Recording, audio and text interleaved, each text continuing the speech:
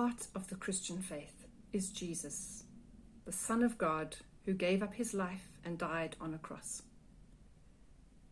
We tend to focus on the victory of the resurrection and the new life that we have through Jesus. But the true victory was won on the cross. Jesus could have used his divine power to save himself, but he chose not to, and voluntarily gave up his life, refusing to participate in power games.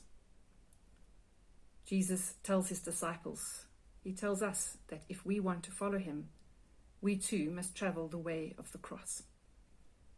Salvation and resurrection life is won through the cross, the way of relinquishing power.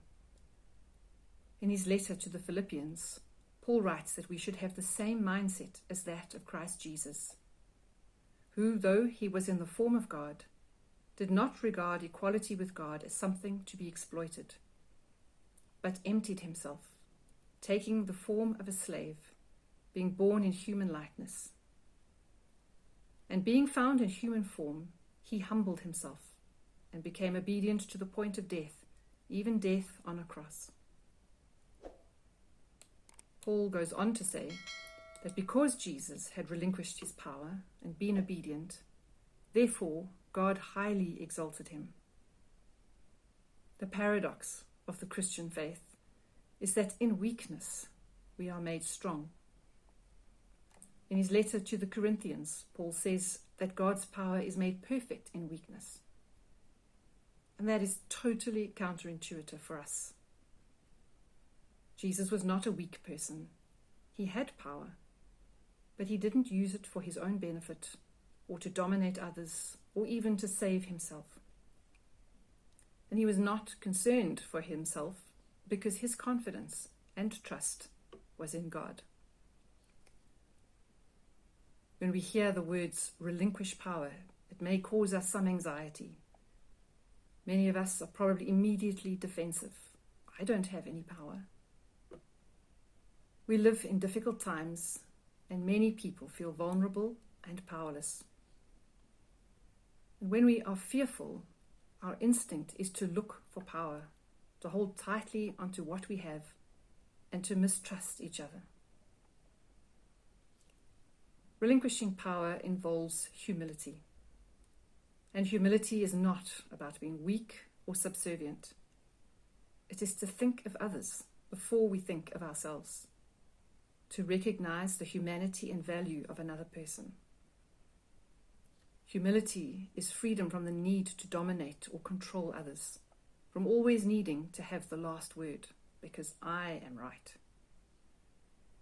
Humility is recognizing the worth of another person and giving them space, no matter who they are, what they look like, which school they went to, which group they belong to. Humility means listening to what someone else has to say before I jump in with what I want to say. Jesus chose disciples who had no social status, and he connected with people on the margins of society, those with no social power at all. He criticized the religious leaders for using their power to bolster their own positions and status, to dominate others. And Jesus challenges us to be aware of who we identify with. Who do we see as us? Who do we see as they or them? When we act in humility, we are able to listen to the voices of others without fear or being defensive. We are able to recognize the systems that privilege some and disadvantage others, and where we may be complicit, where we may be holding on to our position and keeping somebody else from flourishing. We are called to examine what or whom we trust to give us power, status, or security. It may be our wealth, our education, our residential address, our gender or race or political party, or any other group we may belong to. We need to consider who has been pushed to the margins, who has no power, and consciously listen to the voices of those who we dismiss as unimportant, or maybe even those we fear.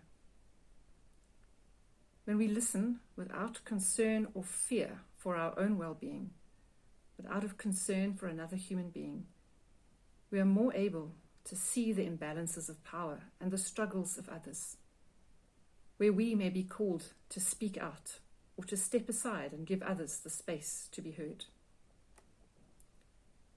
When we relinquish our own power, through the power of the cross, we will find our way to the power of God to bring resurrection life, to healing and wholeness.